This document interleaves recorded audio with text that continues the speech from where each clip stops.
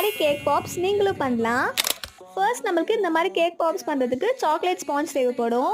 நான் already before டேவே பார்த்தீங்கன்னா எனக்கு ஒரு சாக்லேட் கேக் ஆர்டர் இருந்ததுனால லெஃப்ட் ஓவர் சாக்லேட் ஸ்பாஞ்ச் தான் நான் யூஸ் பண்ணி இந்த கேக் பாப்ஸ் வந்து பண்ணியிருக்கேன். நீங்கள் தனியாக சாக்லேட் ஸ்பாஞ்ச் கூட பண்ணி அதில் கூட இந்த மாதிரி ட்ரை பண்ணி பார்க்கலாம். சாக்லேட் ஸ்பாஞ்சோட ரெசிபி வேணும்னா கமெண்ட்ல சொல்லுங்கள், கண்டிப்பாக அதுக்கான வீடியோமே அப்லோட் பண்ணுறேன்.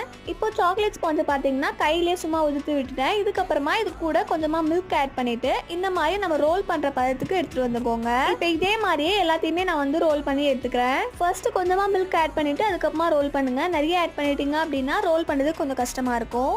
ரோல் பண்ண கேக் பாப்ஸை ஒரு 15 மினிட்ஸ் ஃப்ரீஸ் பண்ணி எடுத்துட்டு இந்த மாதிரி டார்க் சாக்லேட் யூஸ் பண்ணி இதை வந்து நான் கோட் பண்ணிக்கிறேன். டார்க் சாக்லேட் டபுள் பாயிலிங் மெத்தட்ல மெல்ட் பண்ணி எடுத்துருக்கேன். சாக்லேட் கோட்டிங் கொடுத்ததுக்கு அப்புறமா மேலே ஸ்ப்ரிங்கிள்ஸ் எல்லாமே ஆட் பண்ணிட்டு ஒரு 1/2 hour ஃப்ரீஸ் பண்ணி எடுத்துக்கோங்க. 1/2 hour அப்புறமா ஃப்ரிட்ஜ்லேருந்து வெளியே எடுத்துட்டு டேஸ்ட் பண்ணி பாருங்க. டேஸ்ட் சூப்பராக இருக்கும். கண்டிப்பாக நீங்களுமே வீட்டில் ட்ரை பண்ணி பாருங்க. இந்த மாதிரி நிறைய ரெசிபிஸ்க்கு ஃபாலோ பண்ணுங்க.